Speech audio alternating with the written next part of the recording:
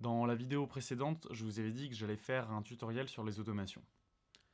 Donc les automations, c'est quelque chose qui apparaît très vite quand on commence la composition sur Logic Pro, puisque c'est vraiment nécessaire. Et c'est un outil qui va vous permettre de modifier certains paramètres de la piste dans le temps pendant que vous faites une lecture de la piste. Donc la première chose qui nous vient à l'esprit, c'est le volume, comment on fait des crescendo ou des décrescendo.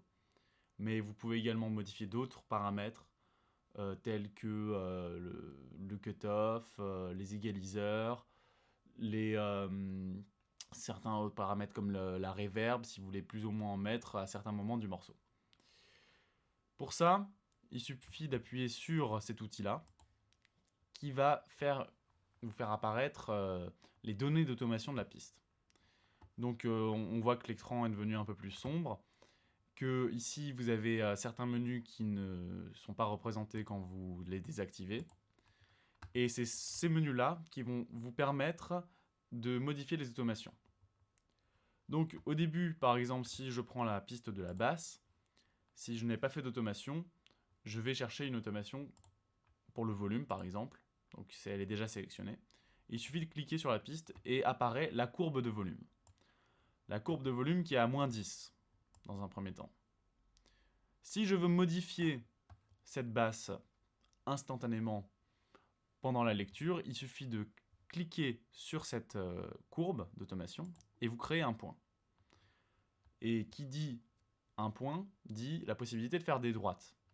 Donc si vous faites 2 points, vous faites une droite. Par exemple là j'ai fait 2 points de la mesure 21 à la mesure 25. Si j'augmente ici la courbe à partir de la mesure 25, eh bien je vais avoir un crescendo de volume, tout simplement. Ça va permettre de faire une augmentation de volume qui va être entretenue jusqu'à la fin du morceau. Par contre, si je veux juste, comme pour le kick, ici, augmenter le volume à un certain moment, puis directement revenir au volume d'avant, eh bien je fais 2 points. C'est-à-dire, si je reviens en arrière en appuyant sur Pomme Z, je fais 2 points à ce niveau-là. Comme ça, j'ai la possibilité, en cliquant sur ce point que je viens de créer, d'augmenter le volume juste entre les mesures 21 et 25, puis le volume revient à cet instant-là.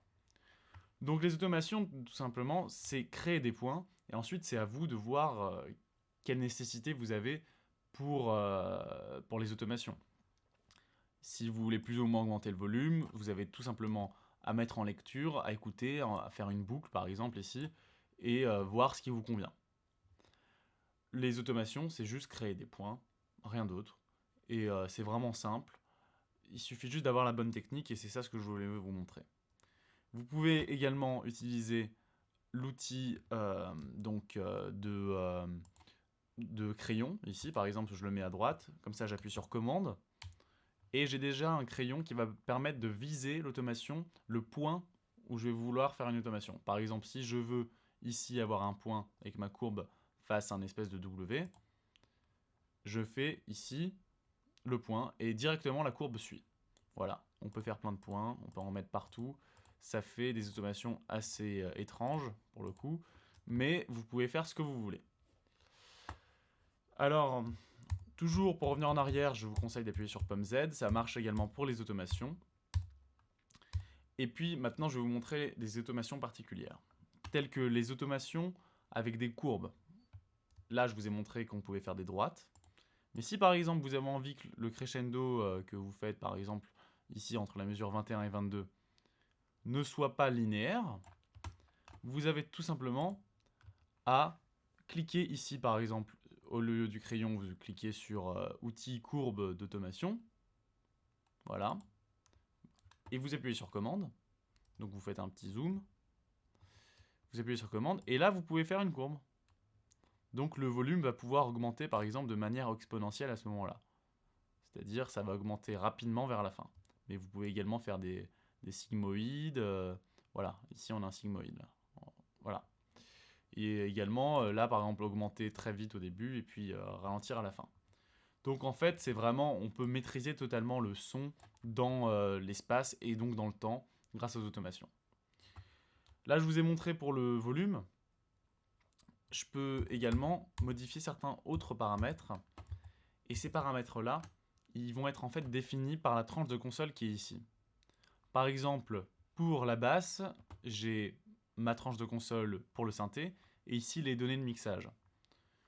Par exemple, là j'ai utilisé que le compresseur. Et donc, si je veux modifier, par exemple, un paramètre du synthé, j'ai tout simplement à cliquer sur le menu ici. Vous avez ici Reactor 5. Alors là, vous avez plein de paramètres parce que c'est un synthé très complexe. Et vous pouvez modifier n'importe quel de ces paramètres comme vous avez modifié le volume. Si vous voulez par exemple modifier le cutoff, si vous voulez par exemple modifier le delay, ou alors si vous voulez modifier l'attaque, vous avez juste à cliquer ici sur le paramètre que vous voulez modifier, que vous avez choisi par exemple en cliquant dessus, et puis vous avez dit ah tiens ce serait bien que je baisse par exemple ici la durée de mon son, etc. Et vous avez à le retrouver, en fait ce qui est un peu compliqué c'est de le retrouver ici, et normalement comme c'est assez bien organisé, il représente assez bien, vous allez pouvoir retrouver ce paramètre et le modifier. Là, par exemple, pour compresseur, c'est un peu plus simple. On revoit tous les paramètres du compresseur. Si je veux modifier l'attaque, pareil, j'ai une nouvelle courbe qui s'affiche, d'une autre couleur en plus. Et j'ai tout simplement à cliquer dessus, et puis à refaire des points, et puis voilà. Voilà, je peux toujours faire mes courbes. C'est exactement le même processus, sauf que ici, ce ne sont pas des décibels, puisque c'est pas le volume qui est représenté, c'est les millisecondes pour l'attaque. Et vous avez à modifier juste de cette manière. Et si vous voulez revenir sur le volume, vous cliquez sur volume, et puis c'est gagné. Voilà, vous pouvez mettre autant de données d'automation que vous voulez, mais sachez que plus vous en mettez, plus vous allez avoir du mal à maîtriser en fait au niveau des plugins directement par exemple le volume. Là, vous pouvez plus le modifier ici. Vous êtes obligé de le modifier là, comme je vous l'ai dit. Donc voilà, il faut être vraiment tempéré avec les automations. Sachez que c'est plutôt, finalement, même si on trouve la nécessité au début dans la création, ce sont des outils que vous allez vraiment mettre à la fin de votre mixage. Donc vous allez peut-être le faire au début pour avoir une idée de votre morceau, mais après il va falloir les enlever et les refaire vraiment tout à la fin parce que ce sont des paramètres qui sont délicats et qui figent en fait votre création. Voilà, je pense que c'est à peu près tout pour les automations. Donc je vais peut-être vous faire une vidéo après pour vous montrer quels sont les effets d'une automation. Mais je pense que vous allez le découvrir par vous-même. Il suffit d'appuyer sur play et puis vous verrez que le volume augmente plus ou moins et que les paramètres que vous voulez utiliser augmentent plus ou moins aussi. Vous pouvez également modifier les automations dans le temps, c'est-à-dire quand vous faites play avec cet outil-là. Donc par exemple, write. Avec write, tout ce que vous allez faire, c'est appuyer sur write, et pendant que vous faites play, si vous augmentez par exemple le volume va augmenter ici. Mais le problème, c'est que ça fait des automations très compliquées, et il vaut mieux les faire à la main, tranquillement, et puis par exemple mettre en boucle. Donc, je vais vous montrer quand même une petite automation avec la basse.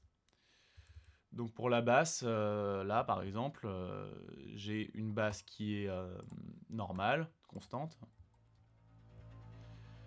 Et si je veux augmenter ici le volume, instantanément, ça va jouer comme ça.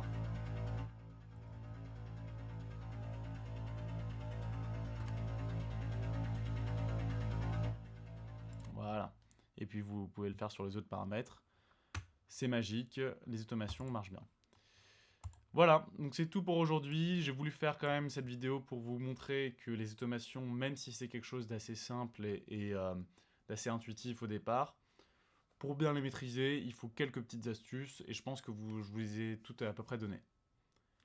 Voilà, je vous remercie pour votre attention et à des aventures prochaines pour Artemia Productions.